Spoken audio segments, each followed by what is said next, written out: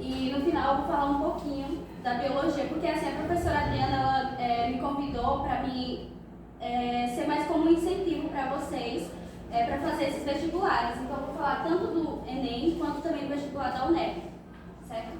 Então aqui eu coloquei qual a importância de nunca desistir de nossos sonhos, mesmo quando se tem medo ou desesperança. Então aqui, né, eu coloquei, ano passado eu fiz tanto o Enem quanto o vestibular da UNEB e ambos foram minha primeira experiência. Então, como foi minha experiência neles? Assim, no Enem eu senti que é uma prova que passa mais por cima. Apesar de ter muito texto, né, eles fazem todo um caminho até chegar onde querem. Assim, eu achei um pouco difícil pelo fato de que eu não tive uma boa base, vamos dizer assim. Também a gente passou por uma pandemia, né, professora? Aí complicou, né? Eu terminei, ano passado a gente terminou o primeiro e o segundo ano online e o terceiro foi aqui presencial. Daí, no vestibular da UNEB, ele é de fato menor, então ele tem menos questões, porém o tempo também é reduzido. E nele o fato é que a prova em si ela é mais conteudista, então vai ter partes que eles vão se aprofundar em assuntos que eu nem sequer passei, nem vi no ensino médio, então eu achei um pouquinho mais difícil, apesar de ser menor em questões. E quais dificuldades eu enfrentei?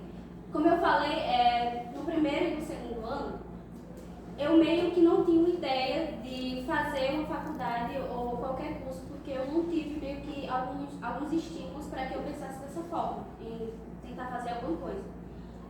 Mas aí quando foi no terceiro ano, por efeitos, assim, professores, tanto quanto também das minhas amizades, eu comecei a repensar e daí eu tive as ideias, né, de querer fazer alguma coisa. E o que mudou na minha vida depois. Então, quando eu passar adiante no slide, vocês vão ver como que está sendo, na verdade, o progresso, né, lá na UNEB. E foi assim, foi muito bom pelo fato de que eu achei que eu não tinha como ficar na universidade pelo fato de condições financeiras, realmente. Mas aí eu descobri que dá sim para se manter e mais à frente eu vou mostrar também o porquê. Quais experiências tenho vivido no meio acadêmico? No meio acadêmico é algo totalmente diferente. Parece que, assim, de nenhum contexto histórico, né? Quando a gente olha para Roma, por exemplo, a sociedade era meio que dividida entre patrícios, plebeus, clientes e escravos. E dessa forma, o conhecimento assim, maior, vamos dizer dessa forma, ele era para as pessoas que estavam mais acima, então os patrícios. E assim, a universidade ela é uma forma de democratizar o conhecimento. Então, é muito interessante nesse aspecto, e mais à frente também eu vou falar sobre o pensamento crítico que eu estou desenvolvendo, né? Não é que eu já desenvolvi, mas eu estou desenvolvendo. Porque o ensino superior é importante. Então, eu já falei um pouco, né, que a universidade ela faz com que o conhecimento ele seja para todos e dessa forma, né, seja democratizado. Aqui eu coloquei isso aqui porque eu nunca tive certeza que eu queria biologia. Primeiro, eu queria fazer turismo pelo fato de que eu estudo idiomas, né, eu estudo inglês, coreano e recentemente comecei chinês. E depois eu quis fazer nutrição, mas assim, eu nunca tive uma certeza. Depois eu quis também fazer história, também não sei porquê, porque assim, eu nunca tive uma certeza pelo fato de que no terceiro ano foi quando eu realmente senti a vontade de fazer algum curso superior. Eu não tinha certeza ainda do que eu queria, eu só sentia que eu queria estar lá algum dia. Então, eu pensei em todas as alternativas, mas biologia assim, foi o que mais me chamou a atenção, pelo fato de que a professora Ângela e a professora Liane que também me incentivaram nisso. O conteúdo também eu me interessava muito, apesar de que eu não entendia muito também, comecei a entender na universidade. Somos produtos do meio em que vivemos. Então, o que isso significa? Tanto da parte biológica quanto da parte social, né, vamos dizer assim, somos produtos de onde vivemos. Então, as pessoas que nós convivemos, a gente fala que temos um pouquinho de cada um, porque isso a nossa convivência com as pessoas influencia na nossa personalidade, na maneira como a gente age.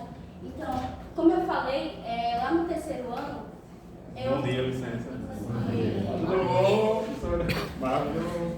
Aí, como eu falei, lá no terceiro ano eu fui muito, vamos dizer, inspirada por amigos tal, que já queriam fazer um curso superior.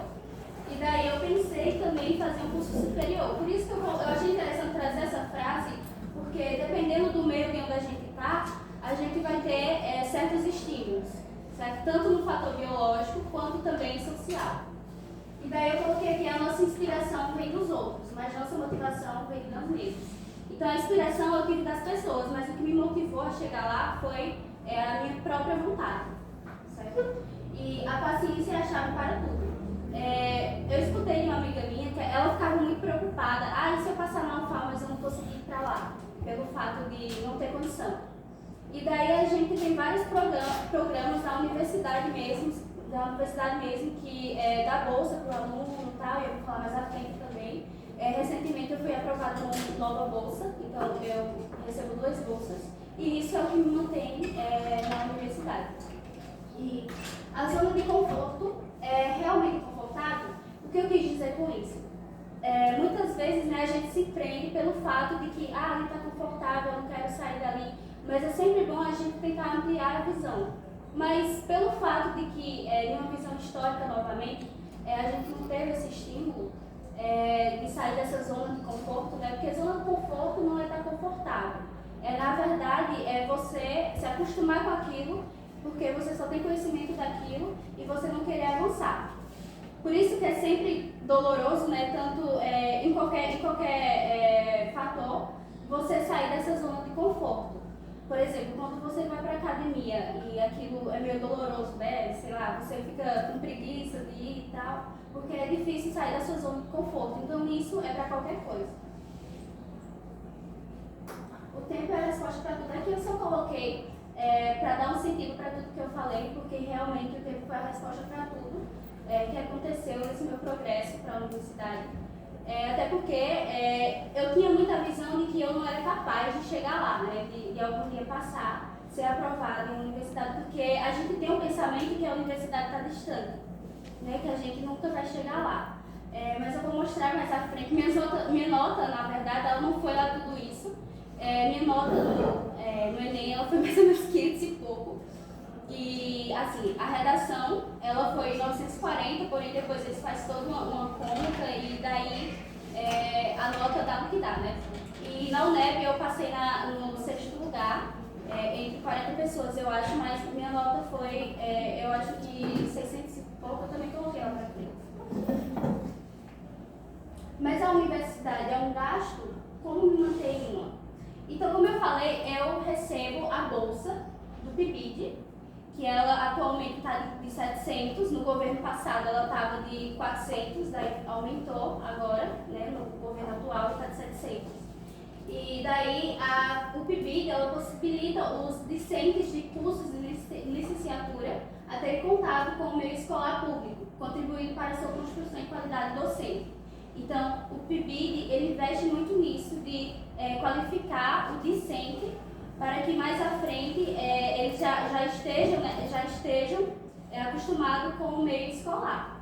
E recentemente, né, saiu essa bolsa do Mais Futuro, que eu também fui aprovada, e o Mais Futuro ele não é voltado em si para, vamos dizer, licenciatura ou bacharel, não tem isso. É mais para que a pessoa consiga permanecer no curso pelo fato de que algumas pessoas têm dificuldade, né, nessa questão financeira, e daí o Mais Futuro, se não me engano, a mais de 100 quilômetros a pessoa recebe uma bolsa de acho que a mais de 100 quilômetros? 300, acima de 300, 600. 600, isso. Então eu vou receber a de 300, ainda não saiu, mas vai sair, eu acho, nesse mês. E aqui eu vou contar um pouco sobre a as coisas que eu tenho vivido até agora, que foram muito boas. Então aqui, logo em maio, a gente teve uma trilha e a gente coletou fungos lá no Retiro. Eu acho que fica em Glória, né? Alguém sabe que fica? E a gente coletou alguns fungos, né? Alguns cogumelos, tal, com a professora Nai. Então aqui foi uma visita lá em Canudos, que tinha esse acampamento do IMST, e lá a gente teve uma experiência muito boa, pelo fato de que a gente está inserido em locais não escolares também é importante, né, quando a gente trata de educação, e principalmente educação ambiental. Além disso também, né, a gente foi para esse acampamento e eu falei agora de educação ambiental e eu lembrei que no PIBID eu estou desenvolvendo com os alunos um projeto que é sobre baronesas. E daí a gente fez uma pesquisa e também incentivou, né, essa educação ambiental com a população de lá, com a população ribeirinha. A gente explicou o porquê que as baronesas aparecem, o que desencadeia, né, elas estarem em grande quantidade, e isso tem a ver diretamente com a poluição, certo? Então é muito interessante essas experiências. Então aqui são as atividades que eu venho desenvolvendo no PIBID. Aqui foi quando a gente desfilou no 7 de setembro. Aqui são alguns aventais didáticos. Então aqui a gente vê uma célula vegetal e animal. E foi muito interessante eu levar isso porque eu percebi a dificuldade das pessoas, né, de entender. Eu perguntei para alguns alunos, vocês sabem o que é célula? E eles ficaram calados, na verdade, eles não falaram nada. Então, assim, na verdade, a gente vê que é uma deficiência já da base, então do fundamental. No ensino médio, a gente chega já com aquele medo de que é tudo difícil. Mas isso está ligado pelo fato de que no fundamental a gente não tem uma boa base. E é onde realmente a gente deveria ter. E daí a gente chega no ensino médio e não sabe de nada, basicamente. Então aqui a gente também mostrou um pouco da parte botânica e a gente falou do tipo de folha e tal.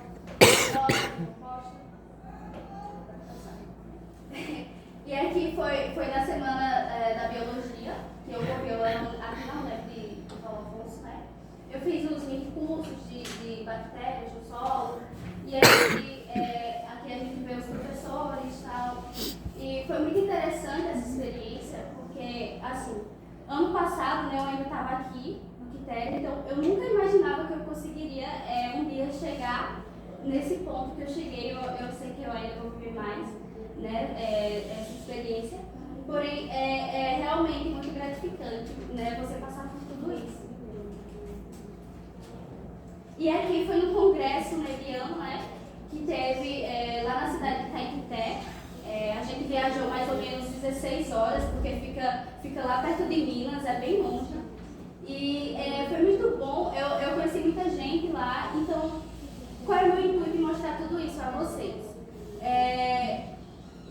Assim, eu estou aqui realmente para incentivar, eu não vim aqui dar um aulão sobre biologia, né? Eu posso deixar meu contato se vocês quiserem falar comigo depois, né? Para tentar tirar alguma dúvida. Mas assim, eu estou mostrando aqui viagens que eu fiz, minhas experiências, para vocês entenderem que não está distante, sabe? Ano passado, como eu falei, eu estava aqui e eu não sabia que eu ia vivenciar tudo isso. Na verdade, eu nem sabia que eu tinha capacidade de vivenciar tudo isso. Então, eu achei interessante trazer isso para vocês. Ampliação de conhecimento e principalmente de pensamento crítico. O que isso significa? O pensamento crítico, ele vem quando o indivíduo ele passa a querer conhecer, a analisar, refletir, questionar e opinar. Então, por exemplo, quando você se olha no espelho, você se pergunta do que você é feito, faz, o que leva um indivíduo a ser dessa forma que é. Então, eu não questionava isso, mas quando eu entrei na UNEB, parece que como passo de mágica eu comecei a questionar tudo isso. E daí é assim que se forma o pensamento crítico. Então, você começa a questionar, você questiona, você quer saber, então você analisa, e você reflete sobre aquilo, e você então opina sobre aquilo, certo? E aspectos importantes para a formação de indivíduos críticos, que são justamente isso, né? Você querer saber por que aquilo ocorre. Então, você querer conhecer por que aquilo é da maneira que é. Então, tudo isso leva a formar um cidadão crítico, né? Ampliação do conhecimento, podendo melhorar o mundo onde vivemos. Então, por exemplo, no meio acadêmico, a gente tem muito conhecimento. Porém, o que acontece? Principalmente a gente das ciências biológicas, nós temos meio que um dever com a sociedade, que é pelo fato de que todo mundo faz impostos, e o que me mantém naquela universidade é justamente os impostos. E com isso, o meu dever, o mínimo que eu posso fazer pela sociedade é levar o conhecimento de certos aspectos, por exemplo, doenças, falar, por exemplo, para a Maria que vende comida no meio da rua, que ela tem que lavar a mão, pelo fato de que ela pode estar transmitindo algum tipo de doença para aquela comida. Então, isso é o mínimo que a gente pode fazer. A educação ambiental, a educação voltada para a saúde é muito importante. Pronto. Então, aqui, como eu falei, né, aqui está a minha nota. Não foi lá essas coisas no Enem, foi minha primeira experiência ambos. Minha maior nota foi somente na redação, né? E aqui foi no vestibular da UNEB, que minha pontuação foi essa e a nota de corte era essa. Então é bem baixinha a nota de corte. E eu lembro que eu nem queria olhar o resultado do vestibular da UNEB, porque eu pensei que eu não ia passar. Então quem abriu o site para olhar o meu resultado foi uma amiga minha que estava do lado, porque eu nem ia olhar, então eu ia perder minha vaga, porque eu achei que eu não tinha conseguido uma nota boa. Mas aí eu consegui. E daí com essa nota, né, eu botei para biologia como primeira opção e para a segunda opção eu coloquei direito. E daí aqui no Enem eu consegui ser aprovada numa federal em Química, né, a UFAL lá de Maceió, mas biologia era sempre minha primeira opção. Então eu passei em ambas, porém eu escolhi biologia. Então agora eu já estou finalizando. Então, agora eu já estou finalizando e eu vou entrar um pouquinho na biologia. Então, um dos assuntos recorrentes no Enem e no vestibular da UNEB é, sem dúvidas, a citologia. Tal está associado a doenças como câncer, mas também diabetes, etc. Aí, fatores genéticos transpostos através da membrana, etc. Mas vocês lembram o que é uma célula, qual é a função dela, os tipos, entre outros?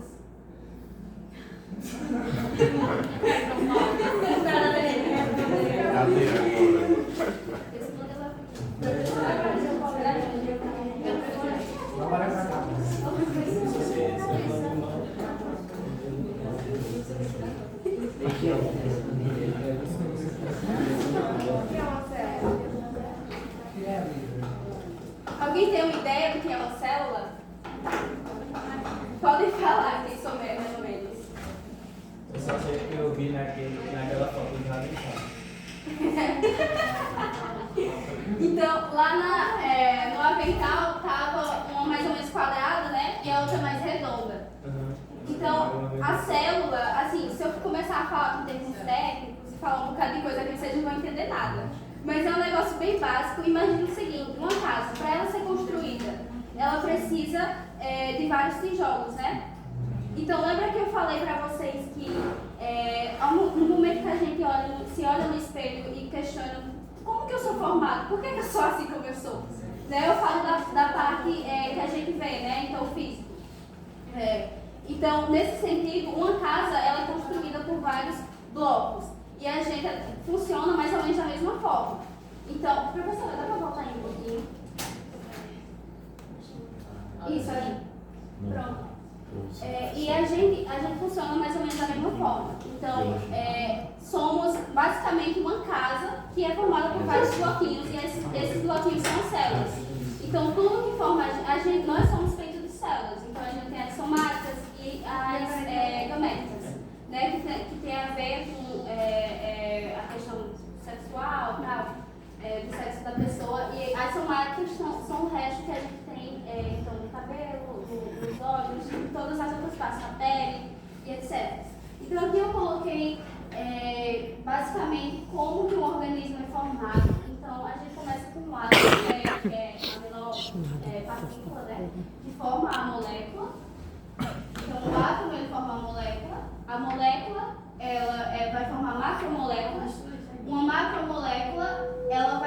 formar uma célula, e a célula, né, ela forma tecidos, tecidos formam órgãos, órgãos formam o sistema e o sistema forma indivíduos.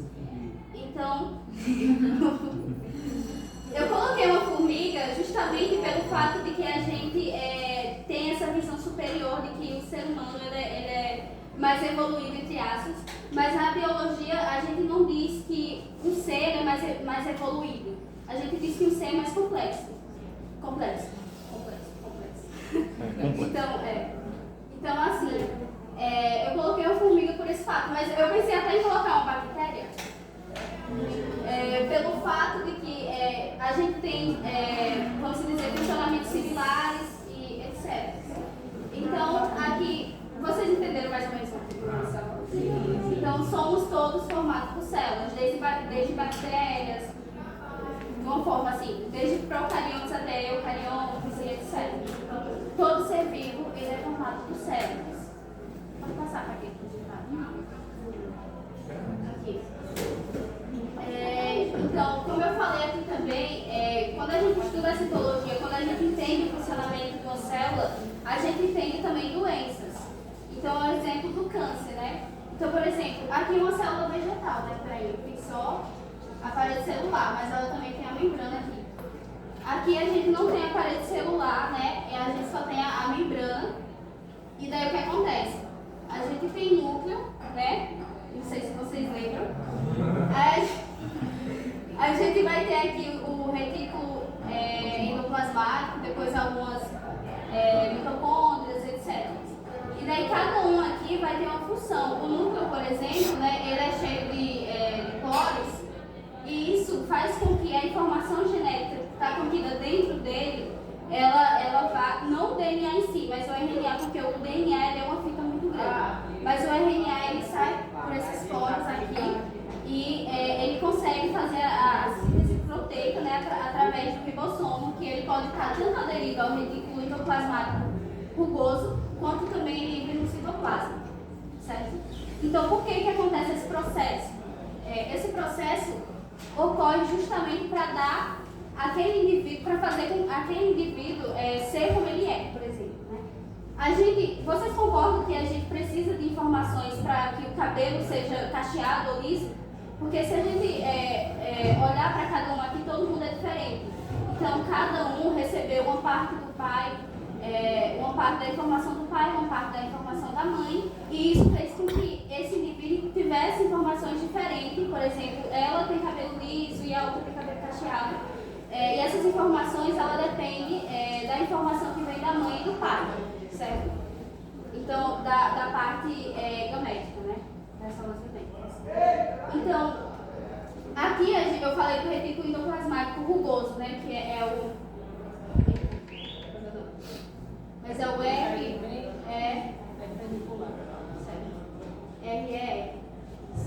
que é o retículo endoplasmático rugoso, que ele vai ter a síntese proteica, certo? Por quê? Porque ele tem ribossomos aderidos à sua membrana, certo? Mas também a gente pode ter ribossomos aderidos aqui ao núcleo, por exemplo, ok? Então, além disso também, eu não coloquei todas as organelas aqui, a gente também tem o complexo gogeniense. Que o complexo gogeniense, ele trabalha nessa transformação de moléculas e também na parte de secreção. Então aqui a gente tem a face cis e a face trans. E a face cis, ela vai receber aquilo que vem, por exemplo, lá da informação que foi traduzida, vamos dizer assim, nos ribossomos. Então, aquilo que saiu de lá, ele vai passar por aqui e ele vai ser transformado, modificado. Por exemplo, a gente tem uma organela chamada lisossomo. Vocês sabem o que é o lisossomo? Lisossomo. O lisossomo...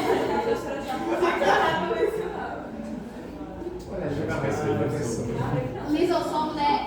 Como eu falei, a gente tem informação para tudo contida no nosso DNA e que, por consequência, essa informação, esse DNA vai estar aqui dentro do núcleo.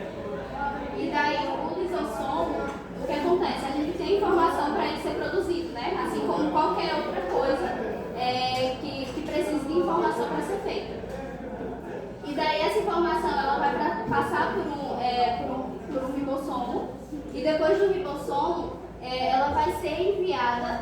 até aqui no complexo de Golgi, e lá ela vai ser modificada. E o complexo de Golgi, ele faz o seguinte com o lisossomo. Aqui a gente tem um lisossomo, eu coloquei aqui em tamanho maior, pronto, essa bolinha pequena aqui em tamanho maior. O lisossomo, ele tem uma acidez maior do que o meio extracelular, então maior do que o citoplasma que está ali dentro da célula. E o que acontece? Para que o lisossomo ele não exploda, vamos dizer assim, dentro da célula, ele precisa de uma camada de carboidrato aqui. E isso, essa transformação, essa camada aqui, ela vai ser adquirida quando ele passar pelo complexo de Golgi, que vai ter essa função de transformar, de modificar, né? Então aqui ele vai ter esse carboidrato e isso vai fazer com que ele, vamos dizer assim, não exploda no meio extracelular, certo? Então, gente, basicamente a célula, ela é como se fosse um corpo e ela é composta, dentro dela, né, tem várias organelas, certo? E organelas é como se fossem pequenos órgãos. Então, cada célula que trabalha em nosso corpo, certo? Desde o cabelo até os nossos pés, porque somos formados por essas células que são como se fossem corpos, né? Pequenos corpos com pequenos órgãos dentro que trabalham para que o indivíduo sobreviva, certo? E eu vi uma questão no Enem, que eu estou lembrando agora, que perguntava qual que era, vamos dizer assim, uma característica semelhante entre todos os seres vivos, que no caso vai ser o ribossomo. Por quê? Porque ele faz a síntese de proteína, ele faz a síntese de proteína, ele faz a tradução de uma informação que vem lá do DNA. Então, o ribossomo, ele não é considerado uma organela pelo fato de que ele não tem uma membrana, certo? Então, o que caracteriza uma organela? É conter membrana, certo? Então, cada uma dessas organelas que está aqui dentro, assim também como a membrana que está presente na célula toda em si, elas também têm membrana, certo? Então, organelas, elas são compostas aquilo que a reveste, né, é uma membrana, certo? Então, diferente disso, no ribossomo, ele vai ser um complexo de informações genéticas, de DNA, RNA, proteína, enfim. Então, ele não é considerado uma organela. Algumas pessoas vão dizer que ele é uma organela não membranosa, mas assim, ele nem sequer é considerado uma organela.